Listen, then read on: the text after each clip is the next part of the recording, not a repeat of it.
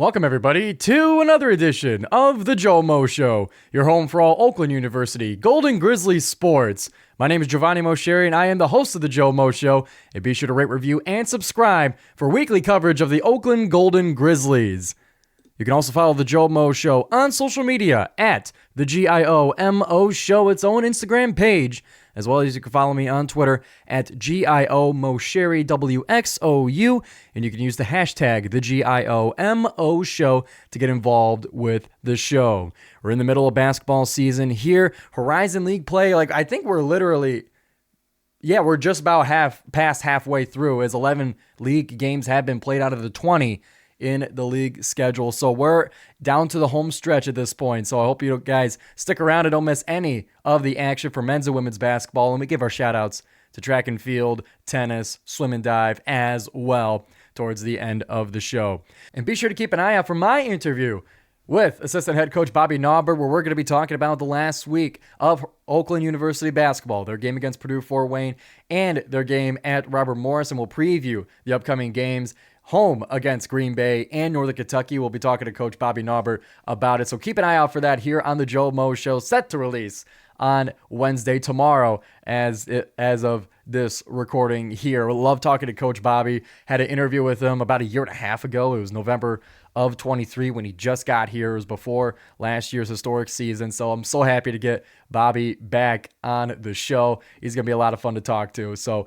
be sure to keep an eye out for that. Subscribe here on YouTube so that you do not miss it. Hey, Golden Grizzlies fans and GioMoShow fans. I didn't export the video just yet, luckily, because some big breaking news just went on Tuesday night ahead of the Oakland game versus Green Bay this Thursday.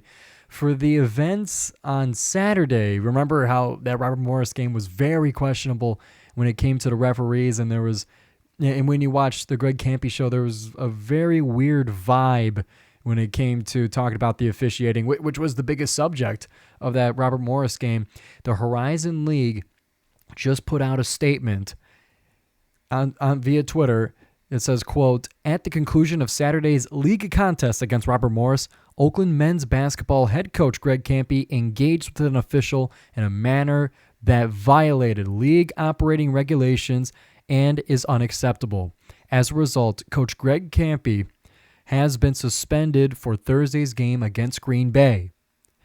That in and of itself is, whoa, kind of a mic drop. But the announcement continues. Related, a significant officiating error occurred near the end of the game. The responsible game official will no longer work Horizon League games. Yeah, per Tony Paul of the Detroit News, it is the first time Campy has been suspended in 25 years, since 2000. And of course, he already has an article written up for it on the Detroit News. But I'm just seeing a lot of this going down on Twitter to where everyone was questioning why. There's the hashtag free Campy, as per usual for a suspension like this. There's usually the hashtag free blank, insert name here. But I watched the replay back of the game, and I'm not going to put it in this video for fear of copyright stuff, but I have it on the GioMoShow's Instagram page as well as on my Twitter. You can find it in the description here. But it was pretty clear that right at the end of the game, Campy, along with Smitty too, Smitty didn't get any discipline for it, but I'm calling it like it is. Smitty was doing the same thing, or maybe he was holding Campy back. I'm not sure. But immediately at the buzzer sound at the end of the game, Campy storms to that referee and starts barking in his face, kind of in a charging fashion. And that is most likely what ended up causing him to get the suspension. According to Tony Paul, he continues to say that this, it's the second suspension since 2000. There was another coach this season that has been taken out of a game. Yeah, Tony Paul says the Horizon League warned its basketball coaches before the season that it would be cracking down on outbursts in-game and post-game towards officials. In the last week, one coach was kicked out of a game and two others have been suspended, now including Oakland's Greg Campy. So this is something that apparently has been going on before in the league. but this one is huge, and it will require, most likely, that associate head coach Jeff Smith is going to be the acting head coach for the game against Green Bay on Thursday at the OU Credit Union Arena. So this was wild, and I'm almost glad that I recorded this show so late because I could actually get this one out in a timely fashion. But this is crazy. And, should Campy have been suspended? Well, if it was, I didn't read the league rules, but if what he did was against league rules, then yeah, regardless of the referee being, admitted, to be wrong, judging by the press release, like the referee got fired for making that what was confirmed to be an error. So was Campy right to act the way he did? No. Was he right in why he did it? Yeah. So it's a really weird situation, and it kind of explains a lot of the awkwardness on the Greg Campy show earlier this week, and I guess we're going to be seeing how Smitty does as the acting head coach. This is wild. We're going to have to see how it goes down on the blacktop, but I wanted to make sure I get this into the episode before it's released. So yeah, the story's going to continue to develop, and next week's show, I'll be getting a little bit more coverage of it, or hell, I might even do a separate segment on it, because this is huge. So back to the show, but more to come. We'll start with men's basketball, as an unfortunate end to a 4-game win streak on the road at Robert Morris would put Oakland back on their heels. But some good news with this week as well. Their home game in the middle of the week versus Purdue Fort Wayne, countering the kind of negativity of that Robert Morris game. So we'll break it down chronologically here on the GioMoShow.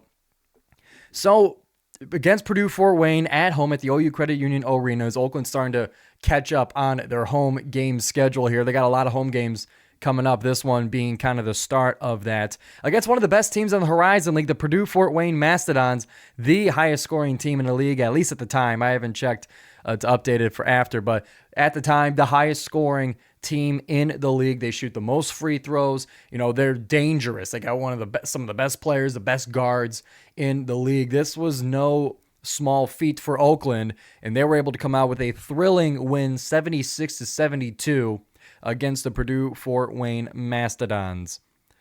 And highlighting that into the box score, I won't go through as much of the flow of the game as I'm in a bit of a time crunch here, so we'll get through it. But the box score highlights, you got our two big guys who in the game previous at Detroit Mercy finished with a double-double each, both Baru and Allen with a 13-point double-double against Detroit. They then followed that up with two 22-point performances, a double-double by Allen Mukeba, almost by Baru.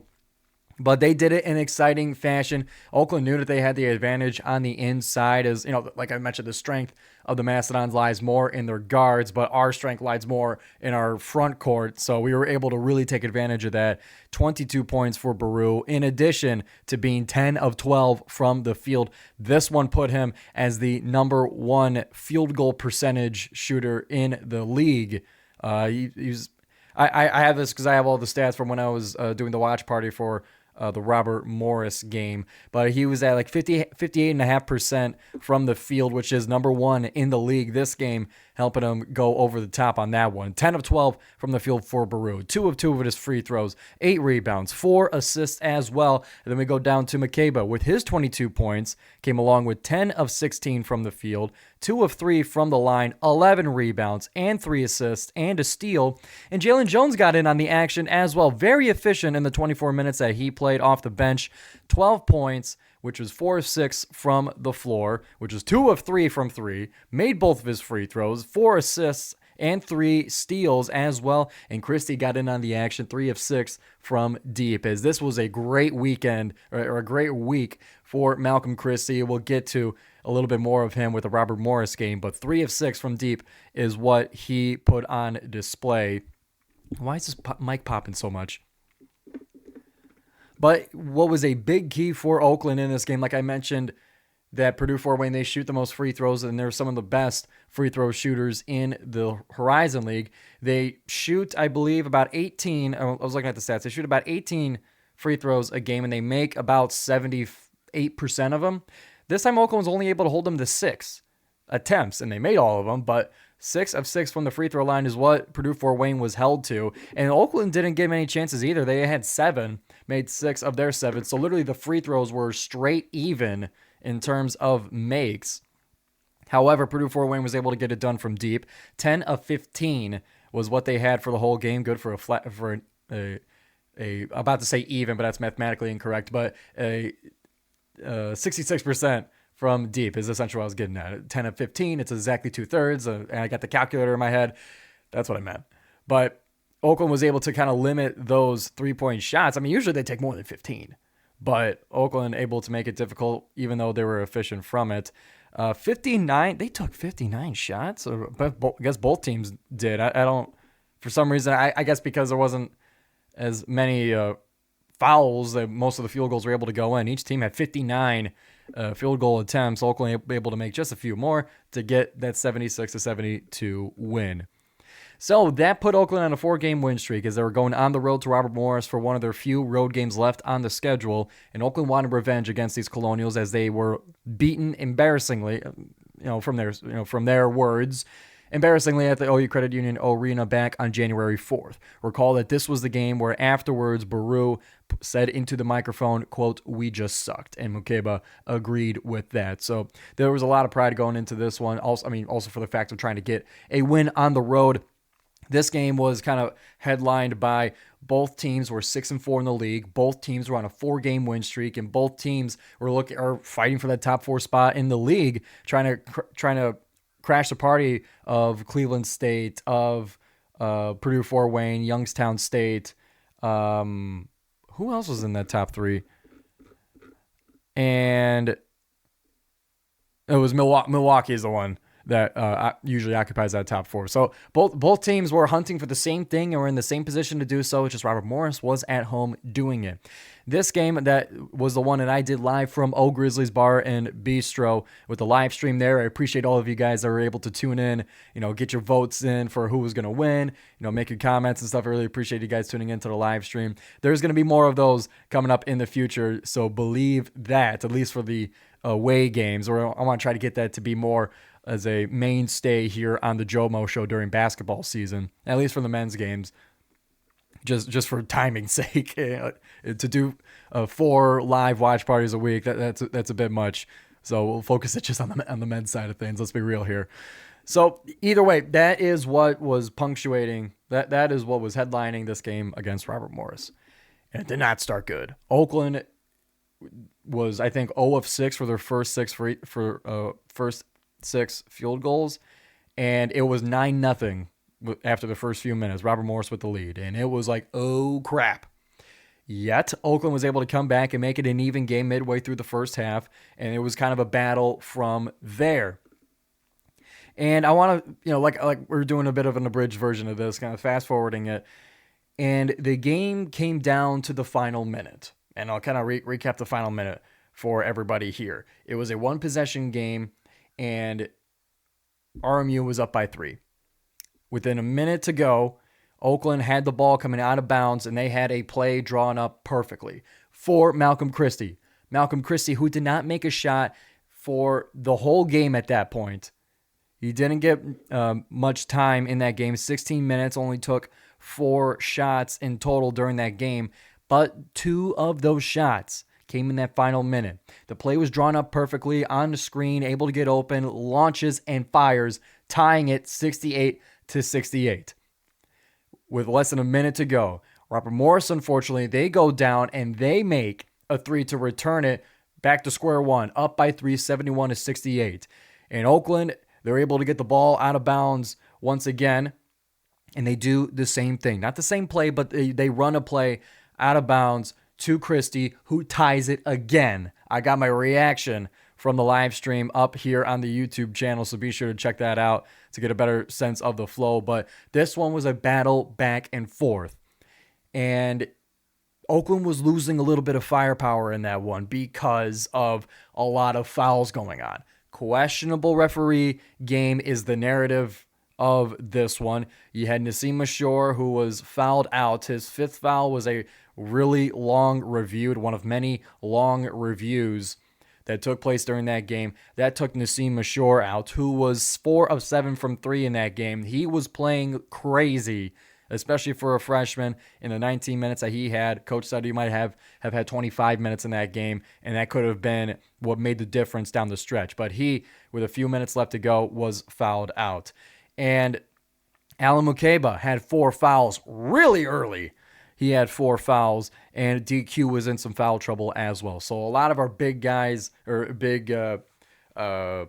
players, were in foul trouble for that game. So that kind of highlights the situation that we were in. So we were able to tie it 71-71, and we're missing a few guys. It's been close. We've been fighting against the refs. We've been shooting the 3 well. So was Robert Morris, and it's literally coming down to the last second. Cam Woods, the NC State transfer, their star guard on Robert Morris, has the ball, launches a 3, and misses off the heel. Clock hits 0. We go to overtime. Except DQ was called on a foul with 1.7 left is what they put on back on the clock after review, and that gave Cam Woods, one of the best guards in the league, 3 free throws to ice the game. He made 2 with a 3, and Oakland with 1.7 seconds left had to just touchdown pass this thing, and it was swatted down by what the commentators called the octopus, which was Alvaro Figueres. So Oakland loses in heartbreaking fashion, 73-71 on the road, killing their 4-game win streak and now putting them on their back heels in a position that Campy says that's going to require them to be in their last, in their last 9 games. Yeah, it's 9 games left. We have to go 7-2. We have to win all 5 of the home games, and we have to split the 4 road games. That's a lot to ask to get into the top 4 spot. 13 wins is usually what is historically what gets you in a top 4 spot. And that's what's going to be required of Oakland now with that loss at Robert Morris, with being swept by Robert Morris. That knocks you back in the standings. That's a huge piece of a tiebreaker. So 13 is just kind of it gives you a chance when it comes to how Robert Morris is going to finish in the standings. I can't imagine at this rate that they're going to be out of contention for that spot. I got to believe that they're going to be in that, as there's a few teams that are starting to fluctuate and starting to go on the downswing towards the end of the season. So I would imagine Robert Morris is going to be in that spot. So we're going to have to overcome being swept by them. So a couple other notes from that game I wanted to mention was, as I was watching it at Old Grizzlies, obviously we had the volume up in the restaurant, and I was hearing the home commentators, the home broadcast crew for Robert Morris. And I only say this as someone who understands at least a little bit the broadcasting side, what goes into broadcasting a game, what goes into the staff, what goes into the production stuff. Like, I at least have some kind of a vision for how that happens. The broadcasting crew from Robert Morris, I thought was insufferable. As an Oakland fan watching their broadcast, I found it to be very unprofessional the way that they were broadcasting it. And I say this, once again, I say this with respect for those in the industry, from those in the industry. All right. But for me, I understand that the broadcasters are hired by Robert Morris, and it is in their interest to be promotional to Robert Morris. I get that. However, does it have to be 80% Robert Morris to 20% Oakland? Do you have to call Alvaro Figueres the octopus? You have to scream when they make a 3, when they're down by 6? Like, are you kidding me? It was like, Robert Morris would be down by multiple possessions, and they would make one, layup, and the guys would go crazy as if it was the last second shot. Now, they did go crazy at that last second shot. That's fine. That's a big moment. But it's in the middle of the game, and they don't have the lead, and it's a tight game, and Oakland's playing well, and they still are just losing their minds over anything that Robert Morris does. I found that to be childish and insufferable, because as a broadcaster, I believe that you have to understand that the people that are watching your broadcast, especially the television broadcast, are not only from Robert Morris. You get the away team watching as well. You get a neutral audience watching as well. Regardless of the numbers, I believe that the broadcaster should be 60-40. A little bit more even, because you are telling the story of the game. The game happens outside of of who hires you. Okay, so for me as an Oakland fan, when I watch an away game, I would hope that I get a little bit of information, a little bit of energy, a little bit of even treatment from the home team. Again, 60-40. Like, it doesn't have to be 50-50. You can bias a little bit. I understand that. But you're not going to get fired. You're not going to get disciplined. And you're not going to lose your job for being 60-40 versus 80-20, okay? I found that to just be infuriating. So a lot of times when I'm watching these away games, I mute the TV and I put on Neil's radio broadcast. But I was at the restaurant at the time and I couldn't do that. So I had to listen to that TV broadcast and I couldn't stand it. And at the very last moment, they call Fulgaris, who swatted down the inbound pass to end the game, the octopus. And I'm like, just stop. It doesn't need to be punctuated that way. The moment speaks for itself. I found it to be much, much too much on the homer side of things. So for me, as a broadcaster, I feel like I got some ground to say that. I found that to be extremely infuriating. Broadcasters should be 60-40 to the home team. 65-35 if you're crazy, if you're worried about losing your job. Not 80-20. That's ridiculous. So, that in addition to the referees being a little bit weird, so I had that kind of vibe of going against Oakland from a fan's perspective.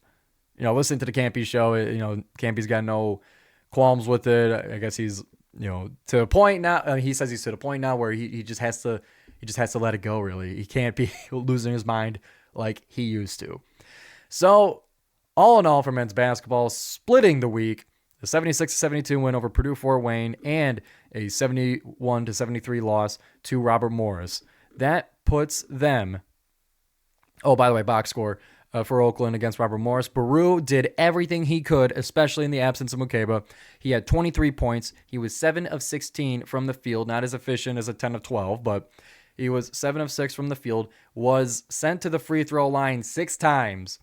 With 12 free throws, 9 of 12 is what he made. 8 rebounds, 3 assists, 3 blocks, 4 steals for his 23 points. He did everything he could. Nassim Ashore, who fouled out earlier in the game, 14 points, 4 of 7 from 3. And he had a steal and a rebound in there as well.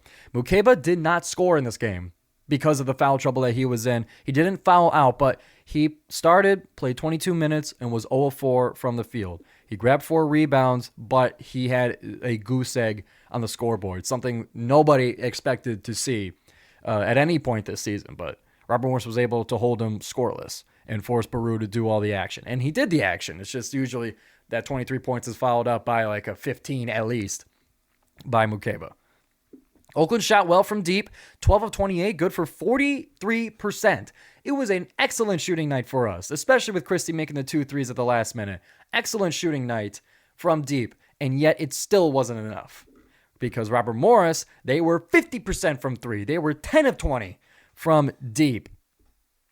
And you had Amarian Dickerson with 17 points. He made a 3. He made his free throws. He was all over the place. Pranther was 4 of 6 from 3 on Robert Morris for 14 points. Fulgaris, 13 points, 14 rebounds, 3 of 4 from 3, which was nuts, and 7 assists, 2 steals, or 2 blocks, and a steal.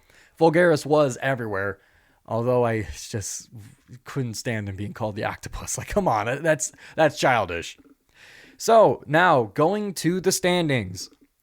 A little bit of movement, not as much movement as we usually see in the Horizon League. We had Milwaukee moving up to the second place spot, swapping with Purdue Fort Wayne with their loss to Oakland.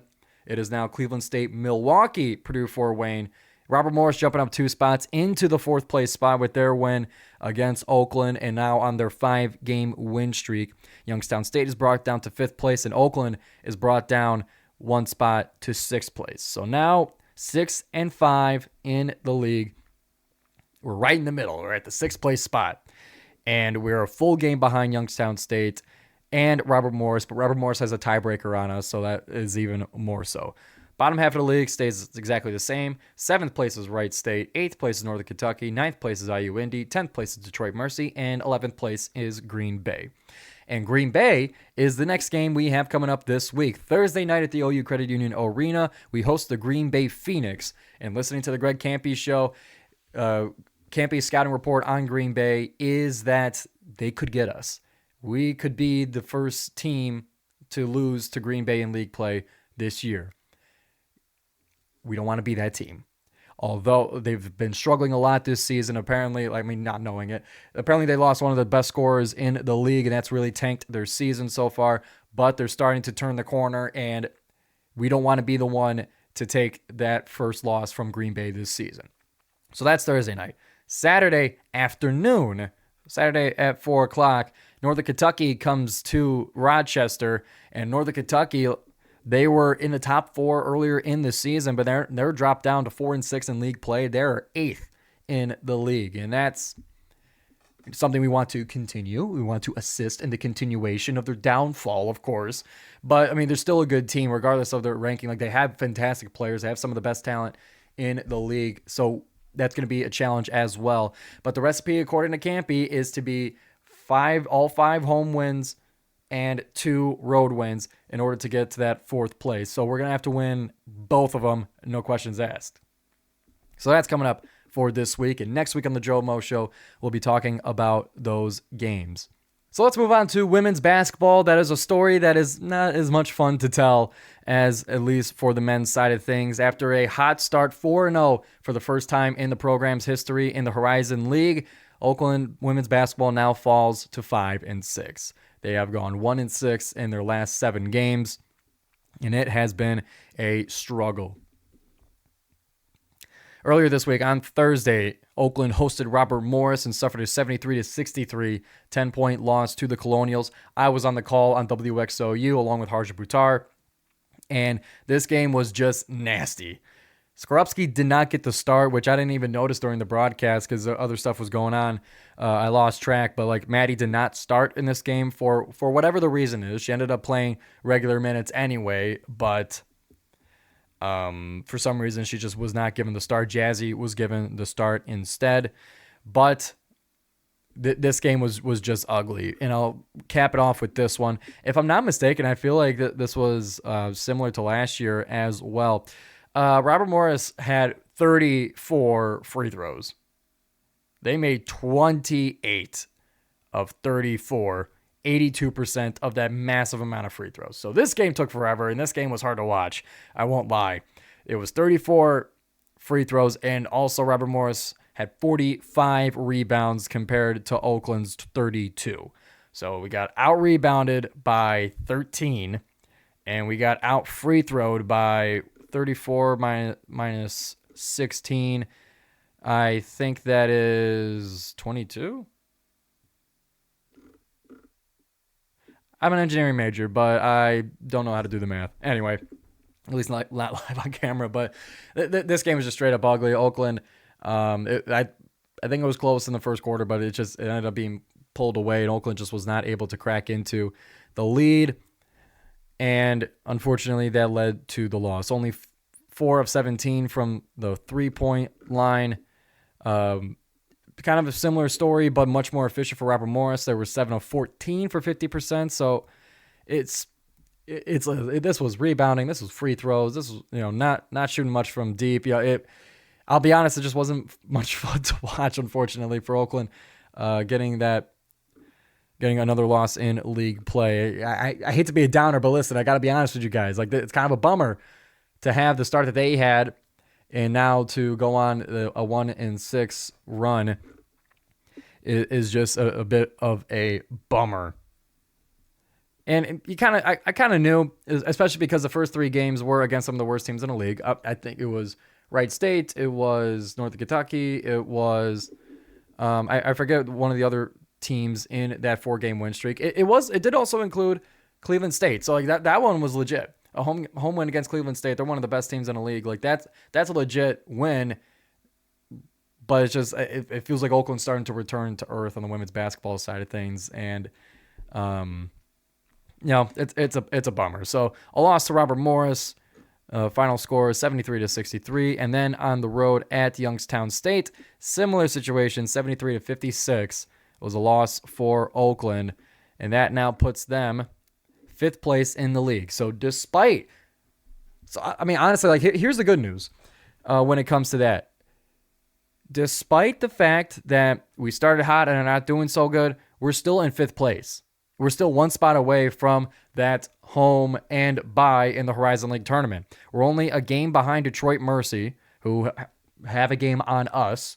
So we'll have to get the tiebreaker as well. But 5 and 6, we're still 1 game ahead of Youngstown State, despite our loss to them.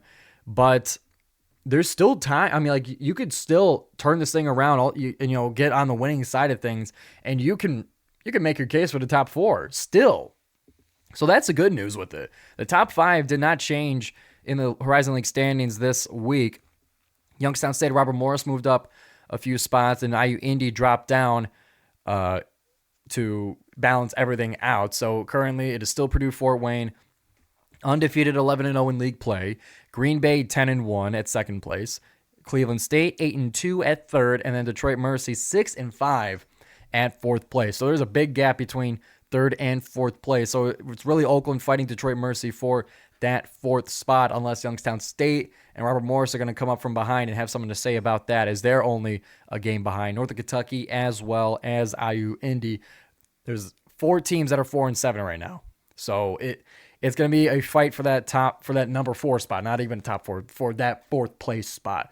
So there's still a chance here for Oakland, but you got a lot of people going for that too. So it's going to be a high wire act to try and get to that spot. Their next game coming up this week, they got a home one against Detroit Mercy. That's going to be Saturday at 1 p.m. That's why the men's game for Northern Kentucky is at 4 p.m. is because Saturday is a home doubleheader. Women's basketball, 1 o'clock against Detroit Mercy. That will also be on TV 20 Detroit for the obviously for the Metro Series matchup. Aliyah McQueen returns to the OU Credit Union Arena. Now it would be her first time coming in as has its new name, OU Credit Union Arena. And she had I think like 20-17 game last time in Callahan Hall. So watch out for Aliyah McQueen. And finally, we'll wrap things up with a little bit of swim and dive and track and field. Swim and dive completed their final home meet of the season against Cleveland State, where the men and women won against the Vikings. And now all that's left is the Horizon League Championship meet. We're already here at the end of the swim season, where the regular quote unquote regular season for swim. It's just so much different than all the team sports. I say this, as a swimmer, as you guys could see, that's the wrong hand. As you guys could see over here, that's my senior swim cap from Dakota High School. I know the swimming world, and the quote regular season is just so weird because it's not about your record against dual meets, which some are talking about in the sport that should become a more regular thing. Dual meets that have more head-to-head kind of things. But what it ultimately comes down to is how fast are you? How has your training been? How fast are you at the Horizon League Championship meets and whatever other big meet comes beyond that? So these dual meets and these invitational meets, they're all there to test your progress as you go. That's essentially what these meets are. You do all your training during the week and during the months, during the cold winters. You do your training and you see if it paid off. Horizon League Championship meet is where it comes down to determining if it is paying off. That takes place in a couple of weeks here, February 19th. That is a Wednesday. That'll be held in Indianapolis as usual. And that'll start it and it'll go all the way until February 22nd. That's Saturday for the conclusion of the Horizon League Championship meet. It all comes down to that, and it's coming up soon. Also, a shout out to the basketball team. They did their painted chest thing I don't think it was this home meet, but it was I think it was a home meet before that, where they all painted their chest. I think it was the Calvin College meet that was last week. But shout out to those guys. That stuff's a lot of fun to do. Me and the Dakota swim team, we used to do that for the girls meet when they had the rivalry matchup against Chippewa Valley High School. We would come out and paint our chests green and blue, spell out Dakota. We would sing "Hooked on a Feeling."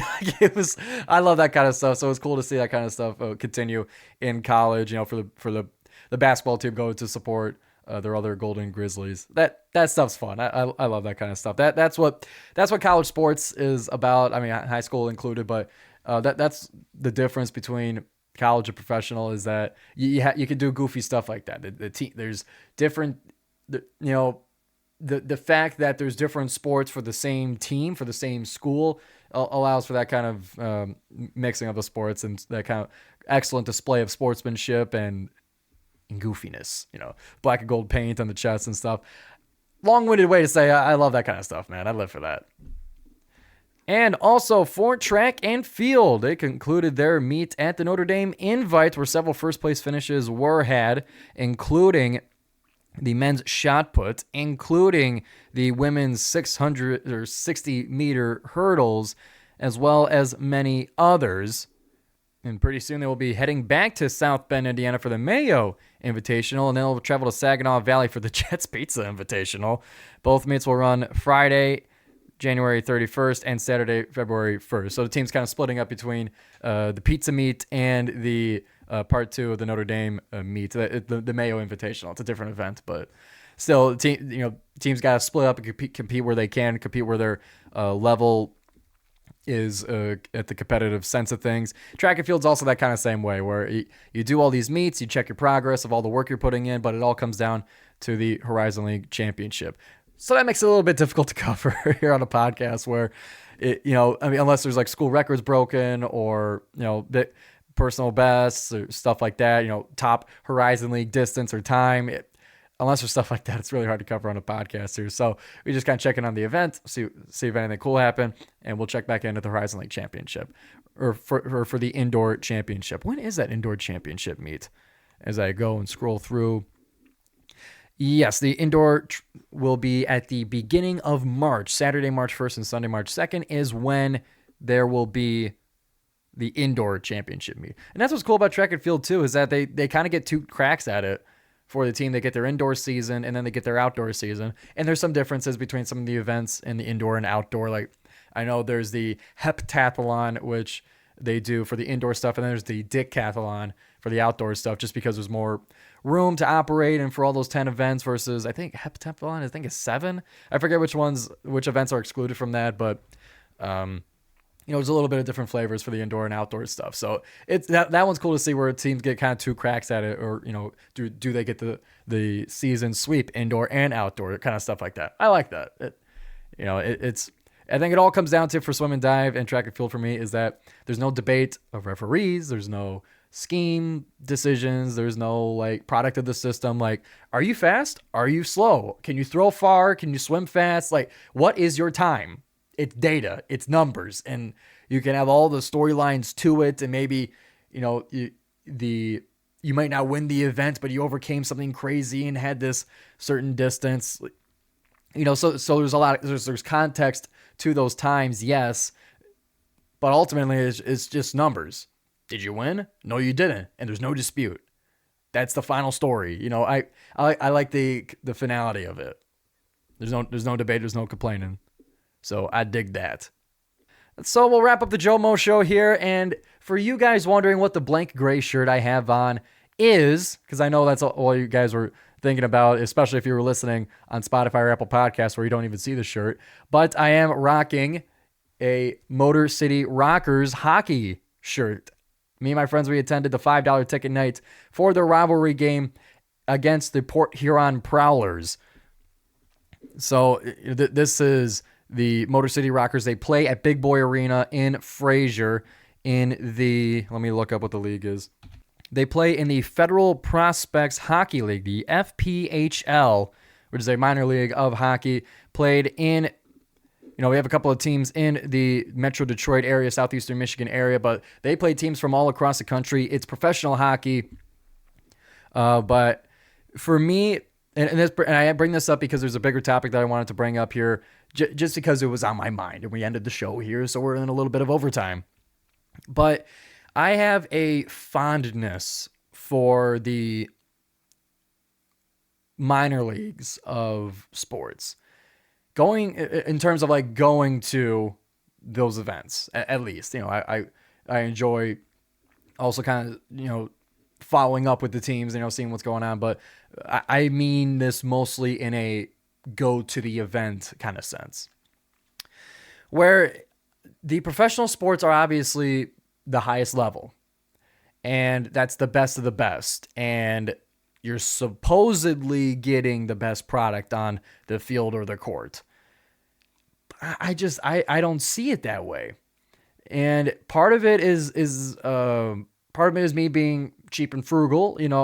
When you go to minor league games, they cost way less than going to the professional side of things.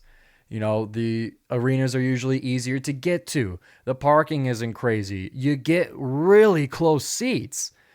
So all that put together, and a lot of this kind of roots back to me being at Oakland, where the tickets were free for students. Not very few schools are like that, where students get into athletic events for free. There's no wait list. There's no lottery. You don't have to buy season tickets like you do at U of M, because my brother does it. You don't have to jump through a whole bunch of hoops to see your own school play. So I think that's where a lot of that roots in for me at Oakland. So when I go now to these other events, to go to Little Caesars Arena, where you're paying so much money and the beer is this big and it costs so much, you're sitting up so high you feel like you're going to fall down because Little Caesars Arena is so steep. Or you go to Ford Field and you can't see the action. The tickets are insane. And just all the logistic kind of stuff, and the parking too, and the traffic getting there. A lot of it, just like the logistics sides of things, just it really bogs it down for me. So instead of that, I like to go to Jimmy John's Field for USPBL for minor league baseball, to Royal Oak for the Royal Oak Leprechauns. They play in the Northwoods League for minor league baseball. The FPHL for Motor City Rockers, or even Port Huron hockey. I like, and I'll include Oakland University Horizon League basketball in that as well, as kind of like, not substitutes, but like different ways to experience the sport. I think that those teams have a uniqueness in the sports world in that they're cheap, they're accessible, you get close seats, and the big thing for me is that with those professional teams, I can just see where they're trying to rob you. I can see the money grabs. I can see, what the decisions were made to get more money out of you and to give you less. With Little Caesars Arena, the beer is in a freaking Dixie cup, and you're sitting sky high up. Like, you get a decent view of the ice for a Red Wings game or the court for an NBA game, but I'm literally like in the ceiling. That I don't feel like I'm participating in it. I don't feel right cheering around a bunch of strangers. Professional. You can't get as hype. For whatever reason, you feel like you can't be as hype as you could at a college game or a minor league game. So, like with those professional stuff, I see where they're trying to screw you. And the difference between that and some of these minor league teams is that these minor league teams want you to come. They will do things, they'll make it much more appealing for you to come. You get better seats. You can cheer. They're doing, pictures with the mascots. Everything's a lot more accessible. And, it's a lot more welcoming than the professional side of things. So I got a big spot in my heart for that kind of stuff, because it's not so much like you're trying to get into their place. Like, the professional teams, they could care less whether you come or not. I mean, they're going to get enough people to make their billions of dollars. But for these teams, they want you to come. They're going to do cool things to get you to come, because they kind of need you. I like that kind of side of things, where the team needs me, and I find that as a much better relationship than me needing the team. So all in all, like that's why it's my belief that I would rather go to multiple Motor City Rockers games than a single Red Wings game. All in all, that's how I feel. I like the teams, but at the same time, some of them, that's a different subject. I could watch them on TV. Like, again, that's a different subject, but the professional broadcasts are good enough to where I can enjoy the game on TV versus going there. But for minor league events, I got to go there and get the full experience, and they're happy to have me. So that's my long speech. I'll probably be giving that same speech a little bit later on, a little bit more revised and concise way. But I just kind of wanted to spill my guts on that because I had a lot of fun at Motor City Rockers. I mean, literally $5 for a ticket, $2 for a beer. I mean, it was just for that night, but still, like, can you imagine ever Little Caesars Arena doing that? Can you imagine any Red Wings game being $5 tickets and $2 beers? And there were 16 ounces. I mean, like there was a real size beer, not the 4-ounce Dixie cup or whatever they give you. Like, can you imagine any other professional sport doing that? No, they're gonna screw you out of it. Not minor league teams like that. Put a bow on it, Giovanni. Land the plane.